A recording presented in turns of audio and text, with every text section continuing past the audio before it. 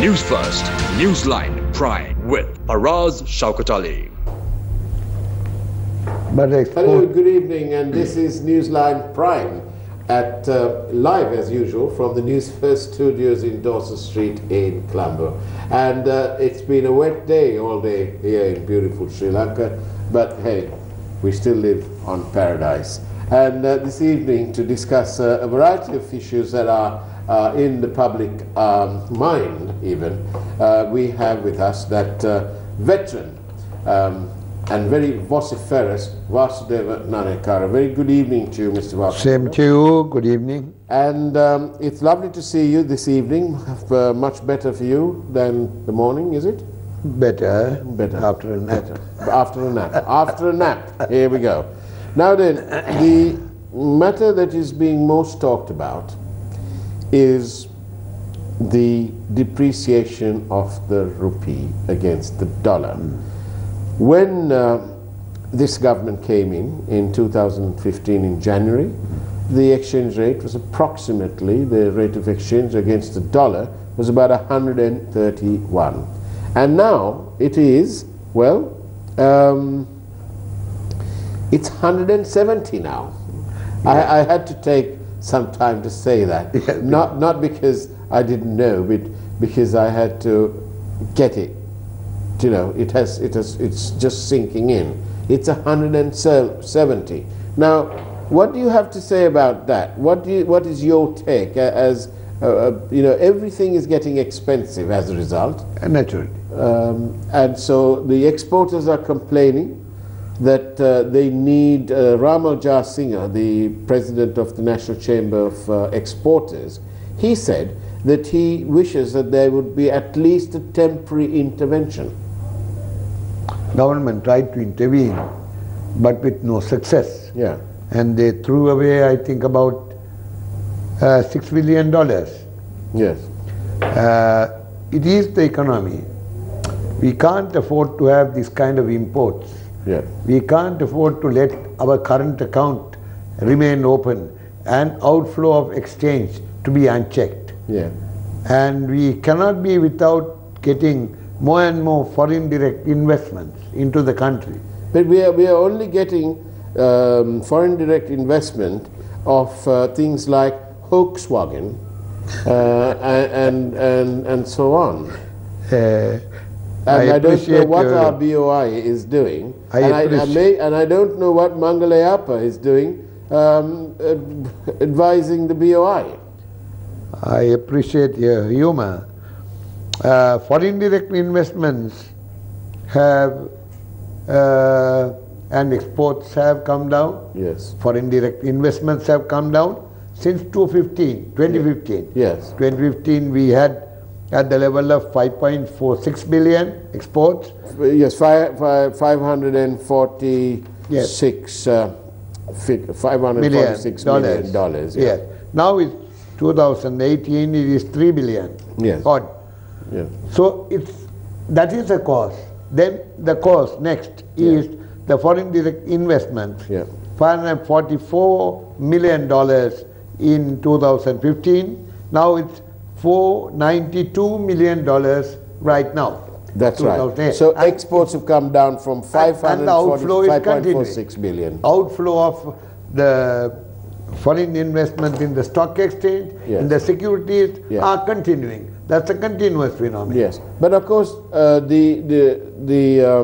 flip side of the argument is that along with the strengthening of the US economy and the higher rates being paid there, the gap between what's available here and over there is tighter. But nevertheless, people are also concerned, are they not, about the lack of stable policy. Yes. We understand that any country has to grapple with the problem of the increasing value of the dollar. Yes. That apart, we have other reasons why we are going through the present downfall of our rupee. Yes. And therefore we must attack those issues which are the other causes instead of complaining about the dollar value. Indeed.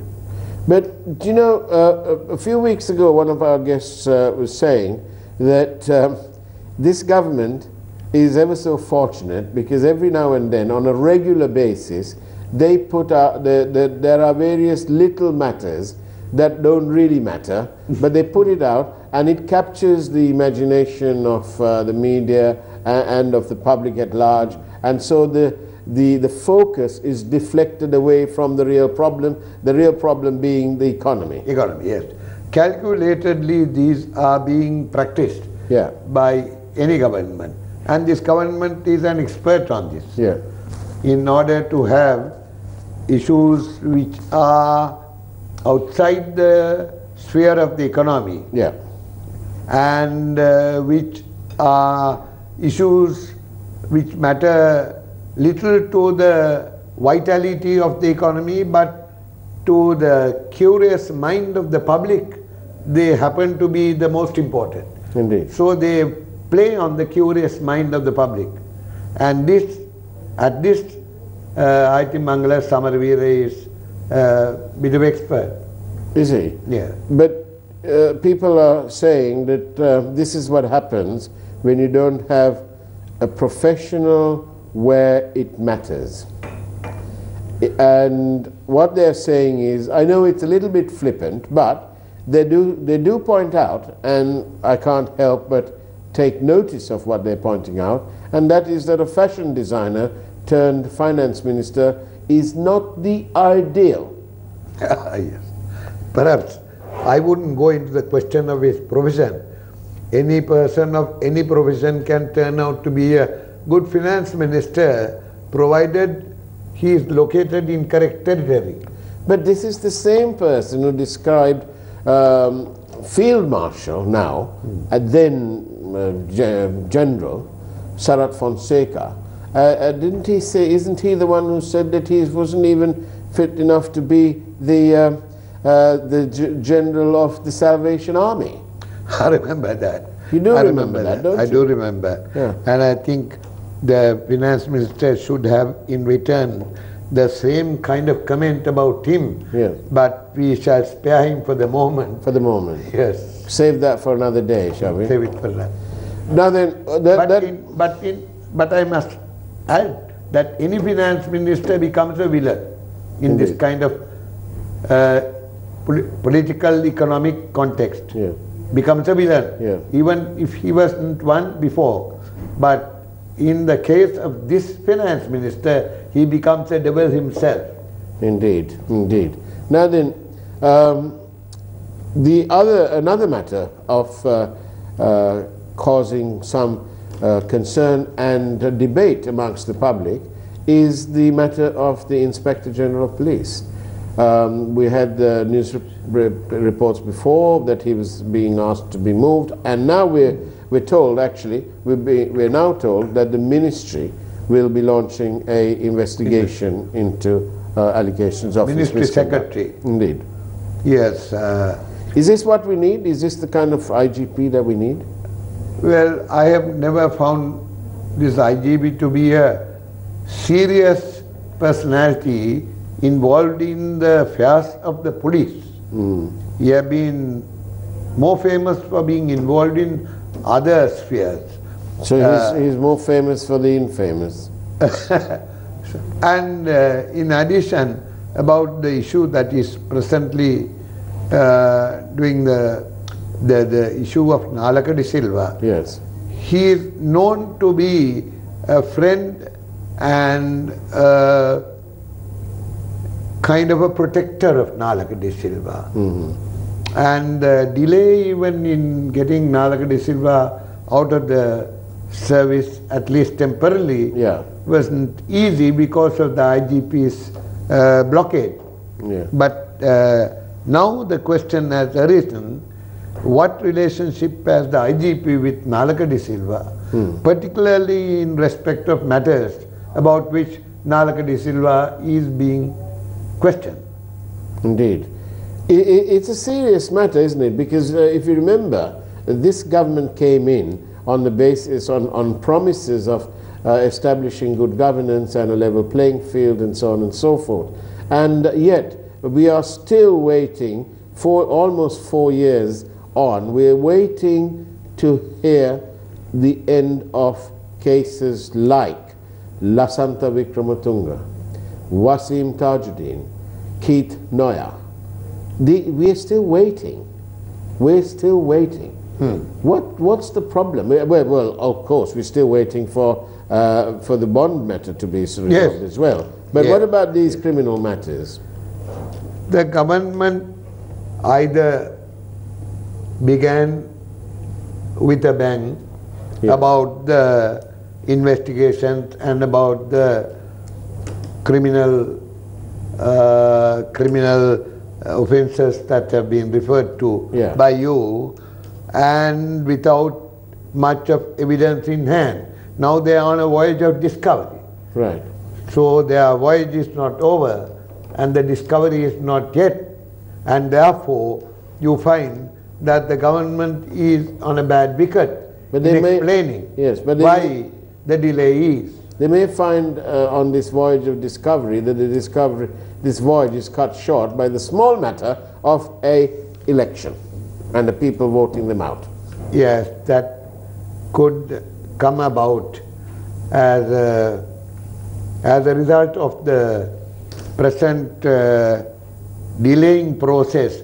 The elections may overtake the end of the investigation. That's what you mean. That's right. That's right. That's what I mean. Very well analyzed there, Mr. Vasu. Now, what I also want to say is, isn't all this to do with a problem of leadership? Yes, it is a question of who is calling the tune and who is giving the commands, and who is at the helm of affairs. That matters most in coming to our understanding of why these are not happening, or why certain wrong things are happening, like the bond scam, and which has this criminal man who is wanted by our courts, wanted by our police, hiding away in Singapore, and the government having free trade agreements with Singapore without raising the issue of this man, the fugitive, hiding away in Singapore, who has robbed our bank, our central bank, by such huge amount of money. Indeed. And that brings us into this subject. But let me just remind our viewers, ladies and gentlemen, that Newsline Prime, we're now live, and our guest this evening is Mr. Vasudevan Nanayakara, who needs really no introduction.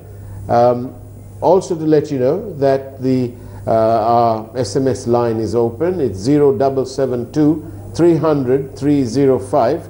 The control room downstairs will probably put a card up now once they hear me saying this. 0772 300 305. Send us your questions in by SMS and we will endeavor to take it. Ask us your questions, because what we do best here is seek answers to your questions, to questions that are troubling you. And Mr. Vasudeva, this brings us nicely. Yesterday we had the man appointed on the national list as a member of parliament, and who has then been appointed a cabinet minister, a pretty serious one at that, the minister in charge of international trade, and that is of course the friend of the Prime Minister, Mr. Malik Samara-Wickrama, who's also former chairman of the United National Party, and so on and so forth. But Mr. Samara-Wickrama was rather cornered yesterday at a press conference, and he was asked if Mr. Mahendran had anything to do with the FTA, and his answer was what we all knew, but we were waiting for confirmation, and his answer was yes. Yes, he did have something to do, having denied it, and when somebody pointed out the date and the place and the existence of a photograph on Mr. Mahendran's own Facebook page, well, in that case, Malik Samara-Wickrama had no option but to stop lying and admit that indeed Mr. Mahendran was part of the FTA agreement. Now, Mr. Vasudevan Nanayakara, to me, this very liberal, simple mind is thinking, what on earth was the Prime Minister doing by taking somebody along or getting somebody involved? This somebody was being investigated for the greatest financial scam ever inflicted on the people of Sri Lanka since independence. And that's not me saying that, that's the Attorney General's Department saying that in open court. It's a matter of record. Now then, they are acting with complete impunity, and Ranil Wickremesinghe must take the bulk of the blame, because for heaven's sake, he is supposed to be the darling of the West, of the democratic world. He's been the deputy leader of the International Democratic Union, and he waxes eloquently about the Westminster-style politics and so on and so forth. But in practice, he's anything but that. Yes. And why are we stuck with such a leader then? We are stuck with him because he is the leader of this government. The moment he is not the leader of this government, he will be behind bars for having been Is that collusive. mere political rhetoric, or do you mean that? No, I mean it. I have said it before. Because we have evidence from all his statements made in Parliament elsewhere that he has been protective of this criminal act of Arjun Mahendran. Yeah. And he had tried to whitewash it. He had tried to explain it away. He had tried in many ways to suppress it. And this is evidence.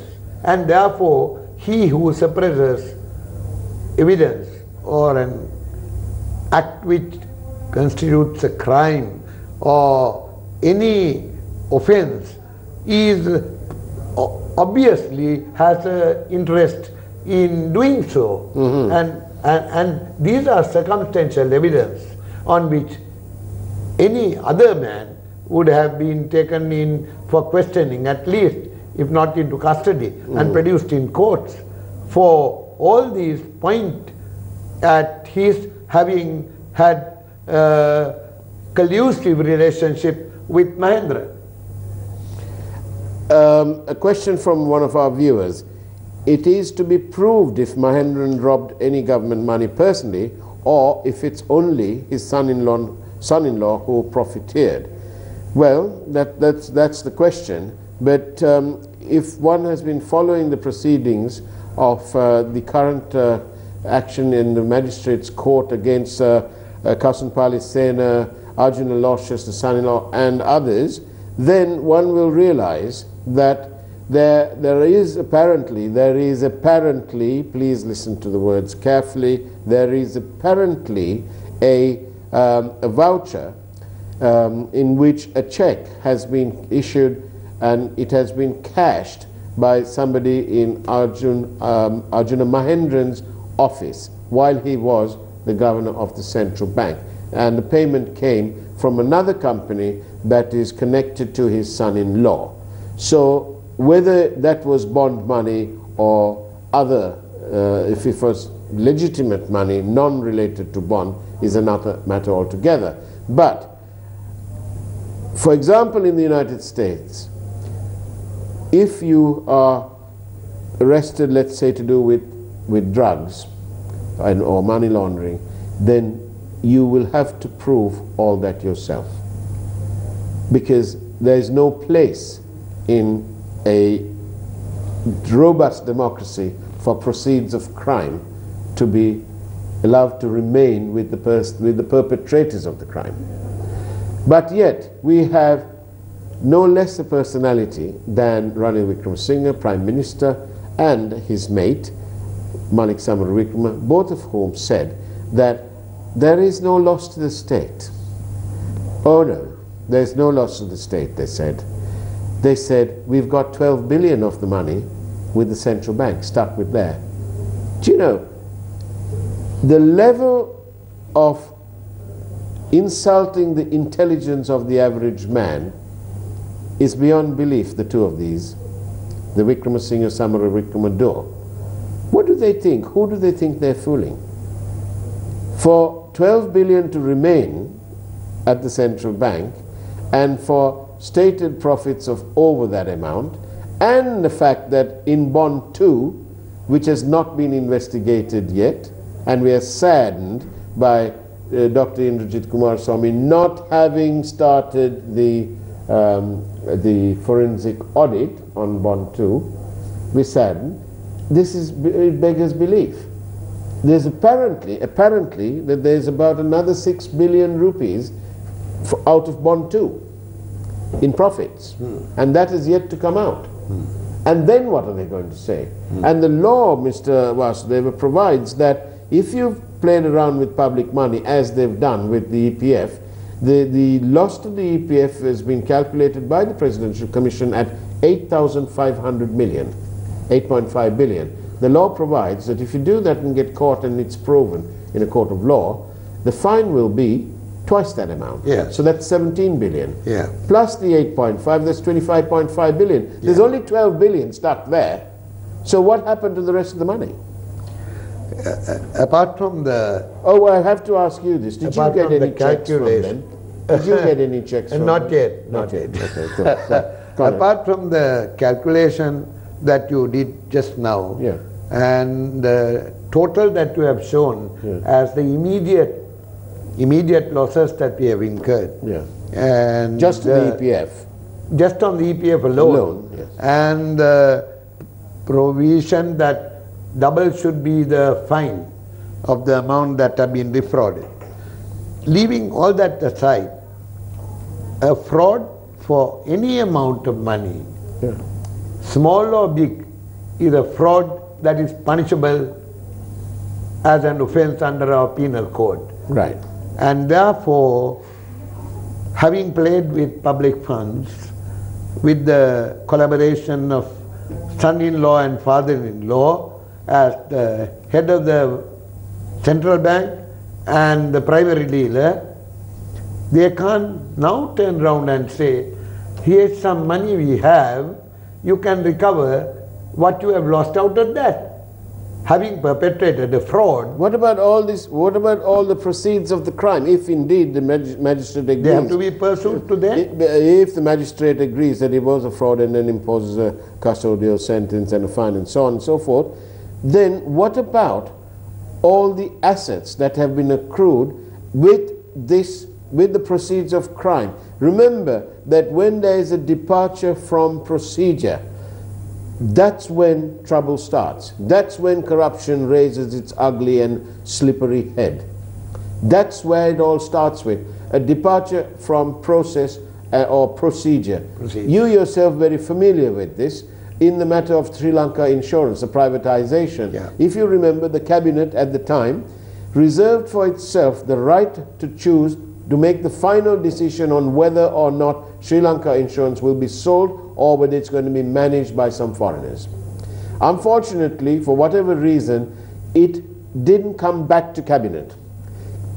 The Treasury Secretary and others at the time decided to go ahead and sell it. And that was one of the reasons cited by the then Chief Justice Sarath Silva that this was wrong in law. And it was all returned to the Treasury. Now, I see a similar situation with the Singapore FTA. The cabinet said, send this to AG and then come back, we'll make a decision. Manik Samaravikrama is waxing eloquent that he was authorized by the cabinet. This is a question of Koedayan Nimal, or in English, Bombay looking Calcutta, because that's what he's done. It didn't go back to cabinet. Yes. He's treating this like his own company. Well, that has been the practice of this government, and as between the Prime Minister and his colleague Samaravikrama, they had chosen their own way of practicing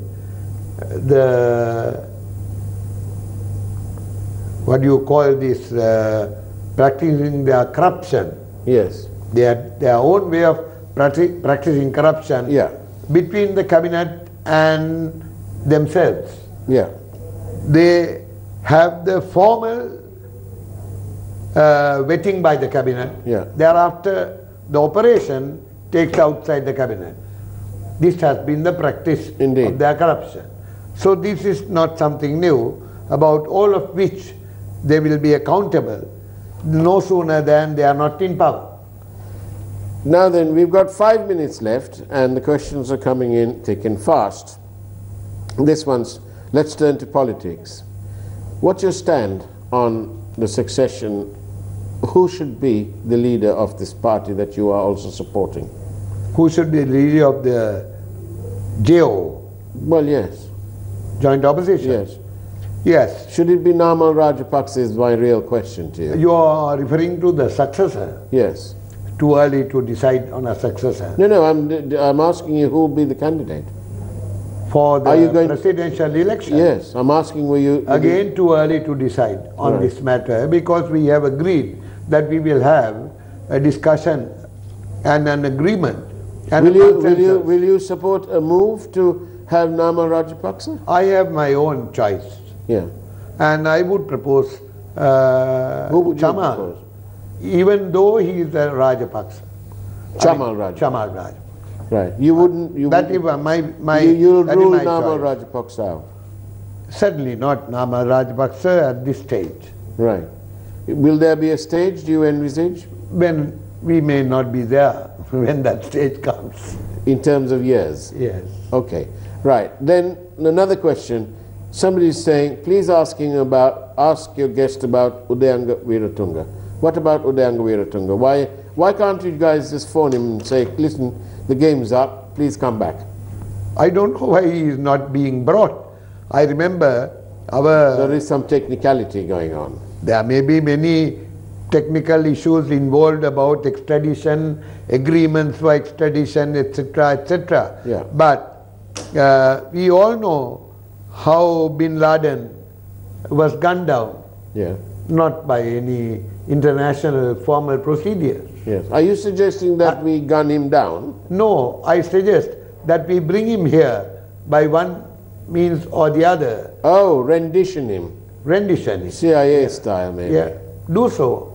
And firstly, the worst criminal that we have had, Arjun Mahendran, Yeah. though he is a Singaporean citizen, Yeah. he has committed a crime against our country, so we have a right to have him Would you support? arrested and brought into this country by any means possible. Would you support a move That's to cancel the FTA with Singapore? Yes, yes, to review and then consider what areas should be deleted and what should remain. I mean, we are not against trade agreements, we are not against free trade agreements. What we are against are the underhand doings of the ministers, which are to the disadvantage, clear disadvantage of this country And its people. and the people. And that's where the issues are. That's what everybody wants.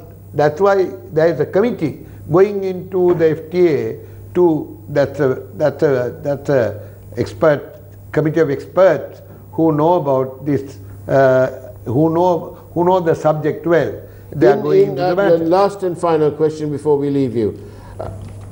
Does the Prime Minister, in the light of A, the bond scam, B, the Central Expressway, 3, the procurement of coal, 4, so many other things. Let's take the 3, shall we? The bond, the Central Expressway, the procurement of coal, the handling of Sri Lankan Airlines, or the mishandling of the economy. The list is endless. The entertaining of unsolicited bids, even though the Prime Minister himself on the 30th of March 2015 wrote to his colleagues and said, as a matter of policy, do not accept unsolicited bids. In light of all these, Mr. Vasudeva Nanayakkara, does Ranil Wickremesinghe have the moral right to be the Prime Minister? Well, the answer is obvious.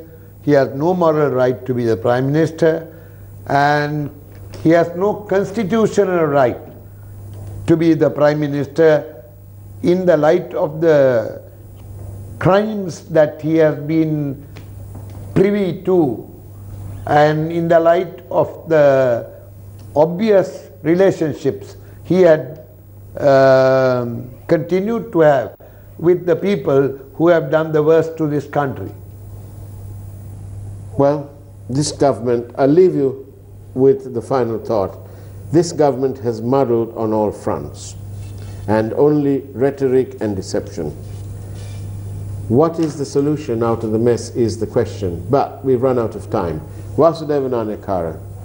We need to bring about divorce between the two parties in the government, Right. and bring the end of the regime and the appointment of a new cabinet. That is what Is it time to go to the people? It is time, if we can go to the people and have a general election or a presidential election, that would be the best. But we can't wait until that time. And we need to immediately have the end of this regime and a new cabinet formed, if possible with Mahinda Rajapaksa as the Prime Minister. Oh my goodness me. That's going to take lots more questions, but I haven't got any time left. And Vasudeva Nanekara, thank you very much. But we'll have to discuss the return and whether that is in the better interest of the people of this country, especially given the track record in the past on certain matters. But Vasudeva Nanekara, thank you very much for being on Newsline Prime. And that's the way it was on Newsline Prime this evening. Have a great weekend, take care, and do remember we do live on a brilliant, beautiful, paradisian isle. And over the weekend, as every day, I'm sure those palms will be swaying, the beaches will be invitingly lush, and that absolutely wonderful Indian Ocean all around us. Just think about it. We live on paradise. Take care, good night, and God bless.